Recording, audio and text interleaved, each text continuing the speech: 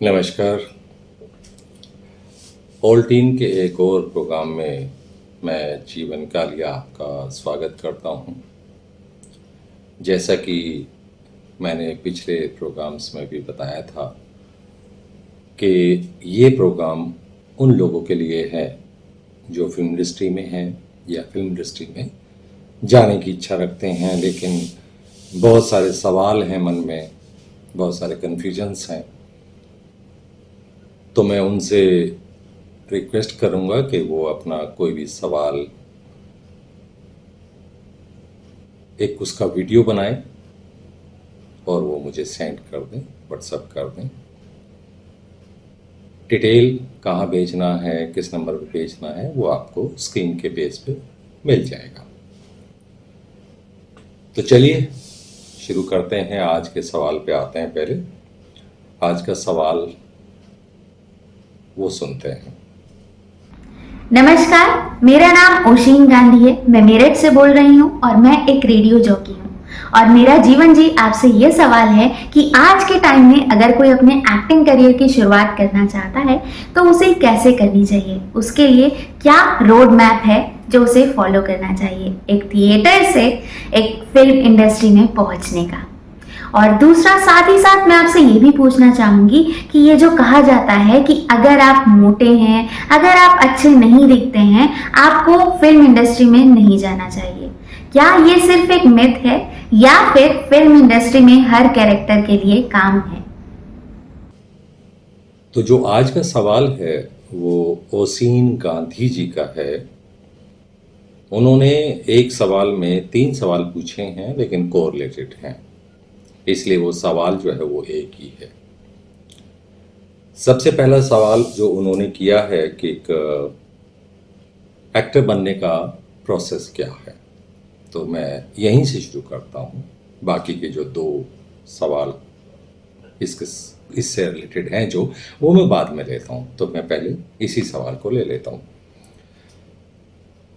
देखिए, लोग कहते हैं कि देखिए हर इंसान अपनी ज़िंदगी में एक्टिंग करता है, वो आम जिंदगी में एक्टिंग ही कर रहा होता है। बात सही है। एक्टिंग क्या है? एक्टिंग है एक्शन और रिएक्शंस का गेम। किसी ने कोई एक्ट किया तो हमने उसको रिएक्ट किया, हमने उसके ऊपर रिएक्ट किया। वो रिएक्ट कैसा होना चाहिए, कितना होना चाहिए, यही सब चीज़ें जो हैं, इसकी जो नॉलेज है वो हमें बताती है कि हम कितने अच्छे एक्टर हैं, कितने अच्छे एक्टर नहीं हैं। अगर मान लीजिए, मैं एग्जाम्पल के तौर पे बोलता हूँ, किसी ने कहा कि भाई मेरे को आपसे 5 रुपए चाहिए, उधार चाहिए, तो मैं कैसे रिएक्ट करूं? मैं देना नहीं चाहता तो उसका रिएक्शन अलग होगा, मैं उसको देना चाहता हूं उसका रिएक्शन अलग होगा, लेकिन मैं शर्तों के साथ देना चाहता हूं तो उसका रिएक्शन अलग होगा। यानी कि कहने का मतलब ये है कि उसने जो एक्शन किया है, यानी कि उसने जो सवाल किया है या उसने जो बोला है या जिस ढंग से बोला है, तो उसको जो जवाब मैं दे रहा हूँ, यानी कि मैं रिएक्ट कर रहा हूँ, दैट कॉल्ड एक्टिंग। फिर मैंने जो रिएक्ट किया है उसके लिए वो एक्ट बन जाता है, यानी कि सामने वाले के लिए मेरा रिएक्शन वो रिएक्ट, इसके लिए मेरे लिए वो रिएक्शन है, लेकिन उसके लिए वो एक्ट बन जाता है, तो फिर वो रिएक्ट करेगा उस एक्ट का। ये जो सब चीज़ें होती हैं ये एक्टिंग होती है। ये होगी डायलॉग वाली एक्टिंग। कुछ एक्टिंग ऐसी होती है जिसमें डायलॉग की जरूरत नहीं होती है, तो वो किसी भी सिचुएशन को विजुलाइज करता है। फॉर एग्जाम्पल, मेरे 1000 रुपये चोरी हो गए। अगर वो अमीर है तो 1000 रुपये चोरी हो गए तो वो क्या रिएक्ट करेगा? इस तरीके से रिएक्ट करेगा, हल्का करेगा, ये करेगा, आई डोंट केयर वाली करेगा। लेकिन एक गरीब आदमी है, उसके 1000 रुपये चोरी हो जाए, जो मतलब वो महीने में भी 1000 रुपये नहीं कमाता है, तो उसका रिएक्शन कैसा होगा? तो वो उसका जो एक्टिंग पार्ट है वो थोड़ा डिफरेंट होगा। यानी कि जो सिचुएशन आपसे रिएक्ट करवाती है, दैट कॉल्ड एक्टिंग। यानी कि एक्शन का रिएक्शन इज एक्टिंग। तो जो भी कुछ हुआ है उसमें आप अपने आप को जोड़ते हैं कि मैं ऐसा सोचता हूँ, वो सोचता है तो उसी हिसाब से वो सब उसके अंदर घुस जाता है। बतौर डायरेक्टर, बतौर एक्टर या बतौर फिल्म मेकर जो मेरे अनुभव रहे हैं, उसमें मैंने एक चीज़ बड़ी कड़वी कह लीजिए, रियलिस्टिक कह लीजिए, या बहुत ज़रूरी कह लीजिए, कि बहुत सारे एक्टर हैं, चाहे उनको मतलब फिजिकली या एक्सप्रेशन वाइज अच्छी एक्टिंग ना आती हो, लेकिन डायलॉग्स 10-10 पेज के, 2-2 पेज के, 1-1 पेज के, मतलब वो डायलॉग बहुत जल्दी याद कर लेते हैं। मैं एक राज की बात बताता हूँ आपको। अगर आप डायलॉग बहुत अच्छे तरीके से लर्न कर लेते हैं, यानी कि बड़ी बड़ी लाइन्स अगर आपको आती हैं, तो आपको एक्टिंग यूं सिखाई जा सकती है। असली प्रॉब्लम कहाँ आती है? असली प्रॉब्लम आती है जब आप डायलॉग भूल जाते हैं। क्योंकि जब एक एक्टर एक्ट कर रहा होता है ना, और 5 लाइन का अगर मान लीजिए डायलॉग है, तो वो क्या करेगा, 2 लाइन बोल दी, 3 लाइन वो जो है जो चल रही है वो उसको याद नहीं है, या वो रिकॉल करेगा, तो वो क्या करेगा, अपने मूड को हटा देगा, अपनी बॉडी लैंग्वेज को हटा देगा, अपने एक्सप्रेशंस को हटा देगा। लेकिन अगर लाइन पूरी है, सोचिए, उसके पास मोमेंट के लिए टाइम है, उसके लिए सोचने का टाइम है, उसके लिए बीच में रुकने का टाइम है, उसके लिए वो मूड को टूटने भी नहीं देगा, क्योंकि उसको पता है मेरे को उसके बाद क्या बोलना है, किधर देखना है, क्या देखना है, वो इन्वॉल्व रहता है पूरा। तो अगर आपको एक्टर बनना है, अच्छा एक्टर बनना है, तो 50% अगर आपको पुल पार करना है बतौर एक्टर, तो डायलॉग रीडिंग, डायलॉग लर्निंग अगर आपकी अच्छी है, तो आप 100 में से 50 मार्क्स लेके बैठ गए। अब बारी आती है कि भाई एक एक्टर को इसके बाद क्या करना चाहिए। उसके बाद करना चाहिए ऑब्जर्वेशन, सराउंडिंग की ऑब्जर्वेशन, इस संसार की ऑब्जर्वेशन, दुनिया की ऑब्जर्वेशन। हम अक्सर ये काम नहीं करते हैं। हम ऑब्जर्व नहीं करते हैं कि भाई एक बस में बैठा हूँ, एक कंडक्टर आता है, तो कंडक्टर कैसे बोलता है, कैसे देखता है, और कंडक्टर सवारियों से कैसे बात करता है। एक मोची है, जूते बनाता है, वो कितनी देर बाद ऊपर नीचे देखता है, इधर उधर देखता है, वो किस तरीके से अपनी किसी सोच में डूबे हुए काम करता है, किस तरीके से बैठता है। जब उससे आप सवाल करते हैं तो उसकी टोन क्या रहती है, उसका टेक्सचर क्या रहता है, ये सब चीज़, ये ऑब्जर्वेशन है, ये ऑब्जर्वेशन है। एक शहर के बंदे को एक किसान का कैरेक्टर दे दिया जाए तो भाई क्या होगा? ऑब्जर्वेशन नहीं है उसके पास, तो क्या करते हैं? ज़्यादातर आपने देखा होगा बड़े बड़े एक्टर जो हैं, उनको बहुत सारे कैरेक्टर जीने के लिए उस सिचुएशन की नॉलेज नहीं होती, अवेयरनेस नहीं होती है। तो ज़्यादातर क्या करते हैं, वो लोग कहते हैं ना कि मैं इस कैरेक्टर को जीने के लिए मैंने जो है उस झुग्गी झोपड़ी में गया, 1 हफ्ता रहा उनके साथ, उनको लर्न किया, उनको सोचा समझा ऑब्जर्व किया, तब जाके मैंने ये कैरेक्टर किया। तो इसका मतलब ये वही चीज़ है, कहने पे ऑब्जर्व करते हैं, लेकिन हम वैसे ऑब्जर्वेशन अपनी ज़ीरो रखते हैं। तो ऑब्जर्वेशन इज़ मस्ट। ऑब्जर्वेशन अगर आपके पास है तो आप बहुत अच्छे एक्टर बन सकते हैं। ये पॉइंट नंबर 2 था। पॉइंट नंबर 1 मैंने बोला कि डायलॉग अगर लर्निंग आपके पास अच्छी है, तो आपके पास फिर सेकंड पार्ट आता है कि आपके पास ऑब्जर्वेशन बहुत अच्छी है।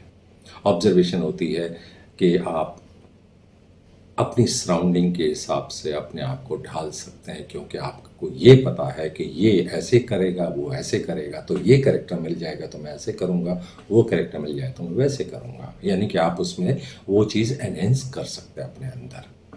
और ये सिर्फ बोलने चालने ये नहीं होता, कॉस्ट्यूम का भी होता है, वॉक का भी होता है, उसके खाने का होता है, उनके घर में जो बर्तन हैं वो कैसे हैं, पानी कैसे पीते हैं। और ये सिर्फ हमारे इस छोटे से एक घर से लेके और पूरे ब्रह्मांड तक जाते हैं। सोचिए ऑब्जर्वेशन कितना बड़ा पार्ट है। मैं रहता मुंबई में हूँ, लेकिन मुझे राजस्थानी फिल्म करनी है और मैं राजस्थान का नहीं हूँ, तो क्या होगा? मुझे अगर एक्टिंग करनी पड़ेगी, राजस्थान का एक बंदा है जिसके जो एक कह लीजिए गरीब से घर में रहता है, और मेरे पास एक बहुत अच्छे अच्छे बर्तन हैं, मेरे पास गैस सिलेंडर है, मेरे पास, ये जा रहा है क्या? ये नहीं जा रहा है। तो मतलब ये कि वो पूरा जो एक एनवायरनमेंट होता है उसमें ढल जाना, अपने आप को ढाल लेना। वो पानी पिएगा तो उसका एक स्टाइल होगा पानी पीने का, वो ऐसे करके ओक लगा के पानी पिएगा, वो ऐसे नहीं पिएगा, या फिर वो ऊपर से पिएगा। ज़्यादातर राजस्थान में ऊपर से पीते हैं लोग, गिलास को ऊपर करेंगे या जग को ऊपर करेंगे या किसी चीज़ को ऊपर, तो वो ऊपर से पीते हैं। तो ये ऑब्जर्वेशन है कि आप जब वहाँ पे वो वैसे एक्ट करने लग जाते हो, वैसे ऑब्जर्वेशन के हिसाब से, तो आप कैरेक्टर को जीने लग जाते हो। अब आते हैं प्रोसेस के बारे में बात करते हैं। सबसे पहले जो है एक बोलते हैं कि मिथ है या सच्चाई है या क्या है, कि बंदे को शुरुआत कहाँ से करनी चाहिए। तो कई लोग कहते हैं थिएटर शुरू कर दो, कई लोग कहते हैं कि टीवी बहुत देखो, फिल्में बहुत देखो, कई कहते हैं आईने के सामने खड़े होकर कुछ कुछ अजीब अजीब से फेस बनाओ या जो भी कुछ है। सारी चीज़ें काम की हैं, नो डाउट अबाउट दैट। मैं यहाँ पे दो हिस्से करना चाहूँगा, यानी कि दो बातें बोलना चाहूँगा। आप थिएटर जब करके आते हैं ना, तो फिल्म वाले आपको एक्सेप्ट नहीं करते। अब आप बोलेंगे ये कौन सी बात है भाई, थिएटर वाला एक्टर तो बढ़िया एक्टर होता है। बिल्कुल होता है। थिएटर वाला एक्टर जो है वो फिल्म के साथ मैच इसलिए नहीं करता क्योंकि थिएटर का जो एक्टर होता है वो लाउड होता है, थोड़ा सा वाइडर होता है। वो जैसे हम लोग एनिमेशन के एक्टर को और फिल्म के एक्टर को अलग अलग रखते हैं। एनिमेशन का जो कैरेक्टर होता है वो ज़्यादा ही एग्जैजरेट करता है अपने आप को, फन इंक्लूड करता है। तो थिएटर वाला जो है वो जब कहता है कि ए भगवान मुझे खाना दे, मैं भूखा हूँ टाइप से, तो थिएटर वाला वो बहुत ज़्यादा दोनों हाथ भी करेगा, बहुत ज़्यादा मुंह फाड़ेगा, बहुत ज़्यादा रोएगा। ये थिएटर है। फिल्म क्या करती है, फिल्म करती है क्लोजअप लगा लेंगे ना, थोड़ा सा भी वो बहुत ज़्यादा लगता है उसमें, तो वो बस एक बार ऊपर देखेगा और बस धीरे से बोलेगा डायलॉग और वो हो जाएगा। फिल्म में उसमें स्टेज में थिएटर में ये फ़र्क है। तो थिएटर की जो एक्टिंग है और फिल्म की एक्टिंग है या प्रेजेंटेशन है वो बहुत अलग है। तो थिएटर का कह लीजिए, मैं कहूँगा यूज़ तो हो जाता है, लेकिन अगेन थिएटर में कैमरे की सेंस नहीं आती है, शॉट्स की सेंस नहीं आती है, आपके डायलॉग डिलीवरी जो है वो क्योंकि चेंज होती है, फिल्म की अलग होती है, थिएटर की अलग होती है, तो इशू आ जाते हैं। तो कहने का मतलब वो कहाँ पे फिट बैठ रही है फिर। तो कुछ एक नॉलेज जरूर कहूँगा मैं, 25-30% नॉलेज आपको थोड़ी बेसिक मिल जाती है थिएटर से, लेकिन आप फिल्म के लिए पूरे सूटेबल नहीं होते हैं। वहाँ जाके आपको फिर वापस दोबारा से फिर एक और टाइप का एक्टर आपको बनना पड़ता है। डायरेक्टर वहाँ पे आपको सेटल करता है, भाई रुकिए, इतना ज़्यादा लाउडर नहीं बोलना है, करेक्टर सामने है, ये कोई 30वीं रो के पार जो दर्शक बैठा उसको नहीं बोलना है तुम्हें, वो सामने वाले को बोलना है। तो वो धीरे धीरे करके उसको स्लो करते हैं। तो थिएटर काम करती है, लेकिन मैं इतना नहीं कहूँगा कि थिएटर जिसने किया वो फिल्म बहुत अच्छी करेगा, मैं नहीं मानता। आप किसी भी उसको ले लीजिए, अनुपम खेर को लीजिए, नसीरुद्दीन शाह को ले लीजिए, वो ये नहीं कहेंगे कि बिकॉज ऑफ थिएटर उसकी वजह से जो है मेरे को फिल्म में बहुत ज़्यादा वो मिला। तो कमर्शियल फिल्म में वो नहीं कर पाएंगे, फिर कैसे होगा। आर्ट फिल्म का ही वो रह जाएगा अगर आप इस तरीके से करेंगे, पर्टिकुलर स्टाइल की फिल्म आपकी रह जाएगी। इसका मतलब आपने आपको चेंज किया, डायरेक्टर्स ने चेंज किया, रिक्वायरमेंट होती रही, आप चेंज होते रहे। अब जैसे वो थिएटर में काम करते थे शुरू में और एज इट इज़ अगर अभी हैं, तो मैं सॉरी बोलूँगा अगर मैं गलत हूँ, लेकिन वो नहीं है ऐसा। वो पहले जो है जो थिएटर करके आए हैं और अब वो जो फिल्म करते हैं, तो उसमें बहुत फ़र्क है उनके अंदर। एक्टिंग का एक स्टाइल चेंज हो चुका है उनका अपना। तो देखिए थिएटर का कितना यूज़ हुआ और फिर फिल्म में कितना यूज़ हुआ उसके अंदर। तो थिएटर 25-30% यस काम करती है, यूज़ होता है। उसके अलावा जो दूसरा हिस्सा आता है कि अगर आपको जैसे एक्टिंग, तो ऑफ कोर्स आप फिल्में देखिए। फिल्में देख के आपको लगता है कि हाँ यार इसमें ना, और फिल्में जो जब कोई एक होता है ना, फिल्म देखना इज लाइक एक लेक्चर, क्लास का लेक्चर। एक गुरु है जो एक पर्दा है, वो गुरु है, आपको सिखाता है। तो आप फिल्म देखें तो लर्नर के तौर पे देखें, एंटरटेनर के तौर पे मत देखिए शुरू में, क्योंकि एंटरटेनर के तौर पे अगर आप एंटरटेनमेंट के तौर पे अगर आप देखेंगे तो वो एक पार्ट अलग आएगा। बाद में आएगा। लेकिन अभी आप एक्टर के तौर पे देखना चाहते हैं उसको, तो देखिए कि कैरेक्टर ने उसने एक्टिंग कैसी की, वो कैरेक्टर निकला कि नहीं निकला। आप इस तरीके से ऑब्जर्व करते हुए फिल्म देखिए, आपको अच्छा लगेगा।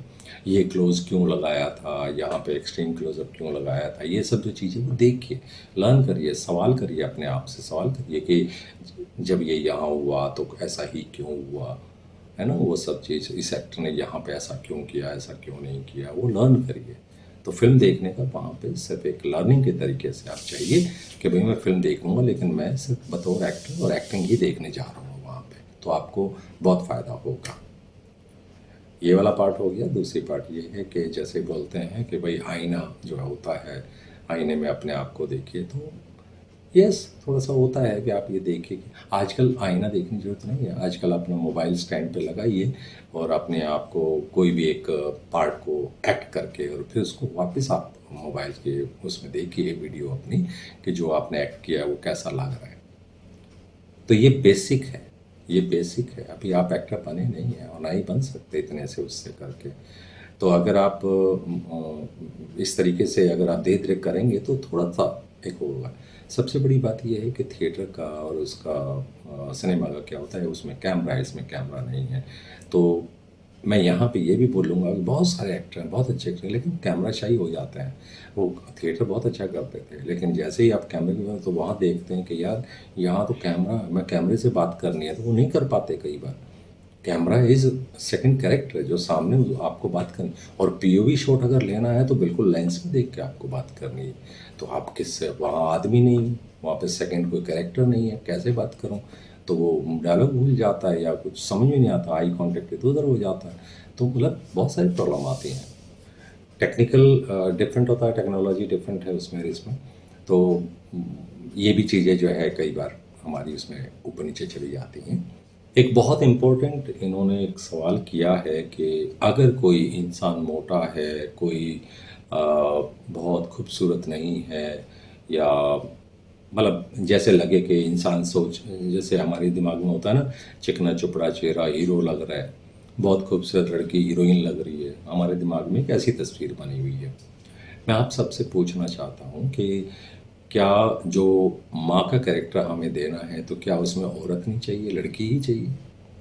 क्या एक झुकी झोपड़ी की खूबसूरत लड़की कैरेक्टर होगी, या कोई एक कह लीजिए कि जब हम पूरे गांव के हिस्से में जाते हैं तो क्या वहाँ पे बहुत ही एक कह लीजिए मेकअप की हुई लड़की होनी चाहिए, वहाँ के गांव की औरतें ऐसी होनी चाहिए?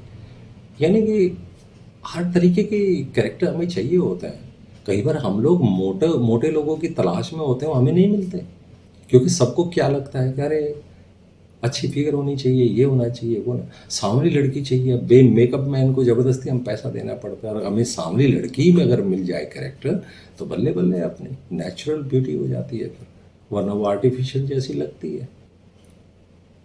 तो ये वाला जो सवाल है कि भाई अगर कोई मोटा है, अगर कोई लुक वाइज अच्छा नहीं है, तो ये तो डिपेंड करता है। हमारे पास बहुत सारी स्क्रिप्ट ऐसी होती है, बहुत सारी कहानियाँ ऐसी होती है जिसमें हमें उस टाइप का कैरेक्टर चाहिए होता है। तो इसलिए हर कोई फिट है, सिर्फ और सिर्फ एक्टर अलग चीज़ है, उसकी बॉडी और उसका रूप और ये सब वो बहुत अलग चीज़ है। ये रिक्वायरमेंट है कैरेक्टर के हिसाब से, लेकिन एक्टिंग आनी चाहिए, ये ज़्यादा ज़रूरी है। अगर उसको एक्टिंग आती है तो वो एक्ट्रेस है, एक्टर है, एक्ट्रेस है। लेकिन अगर वो अगर सिर्फ मोटा है और एक्टिंग ना आए तो फिर मैं उसको भी नहीं लूँगा। फिर मैं जो एक्टिंग अच्छी जानता है उसको फिर मैं कुछ पहना पुनू के मोटा बनाऊँगा। क्योंकि अब टुनटुन देखो ना, टुनटुन अपने टाइम की एक फेमस हो रही है, नाम से ही फेमस है। नाम उसका वो नहीं था, लेकिन नाम याद है। मोटी थी, कॉमेडी कर गई, अच्छी कॉमेडी कर गई, तो अच्छा नाम कमा गई। क्या वो मोटी नहीं थी? बहुत सारी फीमेल मोटी रही हैं। साउथ की फिल्म जितनी भी एक्ट्रेस हैं, अभी के तो मैं कह नहीं सकता कि भाई आप पिछले 5-7 साल से कह लो या 10 साल से कह लो, वे ठीक है अच्छी फिगर वाली हैं, लेकिन सारी आप उनको देखो, साउथ की जितनी भी एक्ट्रेस रही हैं। अभी आप पुराने उसमें जाओ, मराठी फिल्में देखो या हिंदी फिल्में भी देखो, तो सब मोटी मोटी होती थी। लेकिन एक एक होता है ना, एक ग्लैमर, जबरदस्ती या ग्लैमर देना। अब जैसे मान लीजिए मैं रैंप पे किसी को चलाना चाहता हूँ तो मैं मोटिव ही चाहिए, क्यों भाई, आउटफिट मेरा ऐसा है। मैं कहता बोला भाई मैंने एक शो बनाना है जिसमें सब मदर चलेंगी, तो मदर सारी बहुत अच्छी फिगर की होंगी क्या? नहीं, ऐसा तो कुछ नहीं है। तो कैरेक्टर्स की रिक्वायरमेंट हमें हमेशा होती है। लगा के नवजात शिशु, जैसे इन्फेंट बोलते हैं, 3-4 महीने का बच्चा से लेके 90-100 ईयर्स ओल्ड ह्यूमन की जरूरत हमें पड़ती है। It depends on script requirement of the story. तो फिर उसमें यह है कि एक्टिंग स्किल्स आपके अच्छे होने चाहिए और आप हर चीज़ में जाते, और मुंबई जाते हैं या कहीं जाते हैं, देखिए मैं ये कहूँगा कि कुछ प्रोड्यूसर, कुछ डायरेक्टर ने कुछ तस्वीर बिगाड़ दी है इसकी, कि उन्होंने सारी चीज़ें ग्लैमर ग्लैमर ग्लैमर करके कर दी है, रियलिज्म हटा दिया है। वो ज़बरदस्ती का मेकअप भी करते हैं, एक माँ बनाएंगे, बेटी बनाएंगे, वो हम उम्र बना देते हैं। ये जितने भी आपके सीरियल्स देखते हैं आप, फिल्म में तो पकड़ी जाती जो, लेकिन सीरियल्स में आप देखिए, बल्कि माँ जो है वो छोटी उम्र की होती है, बेटी बड़ी उम्र की होती है, लेकिन उनको माँ बेटी बना दिया जाता है क्योंकि ग्लैमर है जी, या कह देते हैं जी ये तो चल रही है जी आजकल। वो पता नहीं कौन सी सेंस है। हंसते भी लोग हैं दुनिया में, जो भी देखते हैं, टीवी देखते हैं, सीरियल देखते हैं, तो हंसते भी हैं इन बातों पे।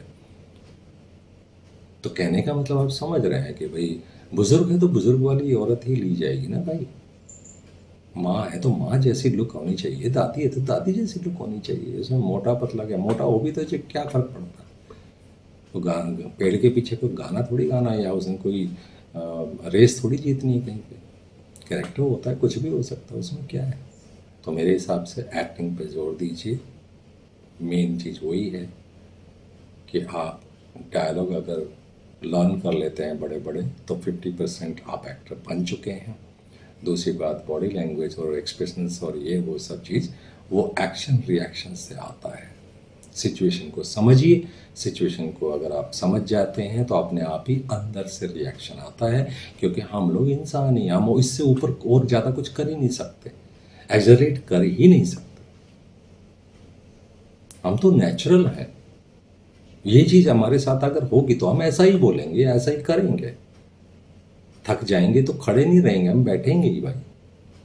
हमें भागना है तो हम उठेंगे और क्विक भागेंगे। वॉक में, रनिंग में यही तो फ़र्क है कि भाई हमें भागना है तो उसका उठने का तरीका अलग है, और उसको चलना है तो उठने का तरीका अलग है। वो नेचुरल करते हैं, हमारी बॉडी अपने आप ही करती है, उसमें हम क्यों एक्ट करना है? हमें एक्टिंग तो करनी नहीं है उसमें। तो दो एक्टर का एक्शन रिएक्शन जो है वो एक्टिंग है, और उसी को ही आप जितना हो सके आप स्टडी करिए। आप किसी के साथ बैठ के किसी एक सीन को क्रिएट करिए और उसके साथ आप अपना एक्टिंग पे ध्यान दीजिए। Action reaction, body language, face expressions, dialogue learning, dialogue delivery. बहुत जल्दी बोलेंगे तो क्या बच गया, बहुत स्लो बोलेंगे तो क्या बोर हो गया। जैसे मैं एक और चीज़ बोलना चाहता हूँ, आज मौका मिला है मुझे बोलने का, कि बहुत सारे डायरेक्टर आपको मिलेंगे, भाई ये बीच में पोज मत ले, एक लाइन के बाद बीच में इतना लंबा। मैं दिलीप कुमार के बारे में बोलना चाहता हूँ। दिलीप कुमार इतने लंबे लंबे पोज लेता था, कोई किसी डायरेक्टर ने बोला ये बात आज तक कि वो पोज क्यों लेता था? राजकुमार का बोलने का वो देखो ना, तो उसमें कुछ उतार चढ़ाव है ना कुछ है, वो बस बोल रहा है तो बोल रहा है, उसका पोज वगैरह कोमा वगैरह कहीं नहीं है डायलॉग में। लेकिन आप महान बोलते हैं दिलीप कुमार को भी, राजकुमार को भी, तो फिर क्यों फिक्स करते हो आप एक्टर को? ये क्यों बोलते हो कि पोज मत ले? आज देखो मनोज वाजपेयी हो या कोई भी, वो पोज लेते हैं बीच में। पोज इसलिए लेते हैं, देखो इसका ये मतलब नहीं है कि ये फ्लो में जाएगा, ये डायरेक्टर की खुद की सोच है, लेकिन एक्टर की भी खुद एक सोच है। वो अगर कहीं पोज लेता है तो लेने दो उसको, वो डायलॉग में दम डालेगा। मैं ये डायरेक्टर को बता रहा हूँ, डायरेक्टर को थोड़ी शिकायत है मुझे डायरेक्टर से, जो बोलते हैं कि जल्दी जल्दी बोलो या बीच में इतना पोज मत लो, 3 लाइन के बीच में इतना पोज मत लो। ऐसा नहीं है, ऐसा नहीं है। तो मैंने बताया राजकुमार और दिलीप कुमार को एक बार दिमाग में ज़रूर याद करना और फिर मेरे को बताना कि मैं गलत बोल रहा हूँ कि ठीक बोल रहा हूँ। तो ओशीन, होप सो कि मैंने तुम्हारी बातों का जवाब दिया होगा। आई होप कि तुम्हें जवाब मिल गया होगा। नहीं मिला हो तो मैं फिर बोलूँगा कि प्लीज़ आप मुझे बताएं, आप मेंशन करें कि नहीं, you are not satisfied with my answer, then I will answer again and again in next any program. और अगर अच्छा लगा हो तो आपका एक रिमार्क्स मेरे को चाहिएगा, कुछ ना कुछ आप ज़रूर लिखिए कि आपको आपका जवाब कैसा लगा। और हर दर्शक को भी मैं बोलूँगा, सिर्फ ओशीन को नहीं बोलना चाहता, सबको बोलना चाहता हूँ कि अगर आपको प्रोग्राम अच्छा लगता हो, नॉलेजेबल लगता हो, आपको कुछ सीखने का, कुछ जानने का मौका मिला हो, तो आप वीडियो को शेयर करिएगा, लाइक करिएगा और अपने उन जानकारों के पास मेरा मैसेज पहुंचाइएगा कि अगर आपके पास कोई सवाल हो तो उसका जवाब मैं आपको ज़रूर दूंगा। एक वीडियो वो बना के मेरे को व्हाट्सएप कर दें, मैं शामिल करूंगा और शामिल करके उस सवाल का जवाब ज़रूर दूंगा। तो अगले प्रोग्राम तक के लिए मैं आपसे विदा लेता हूँ और अगले प्रोग्राम में आपसे फिर जुड़ता हूँ। तब तक नमस्कार।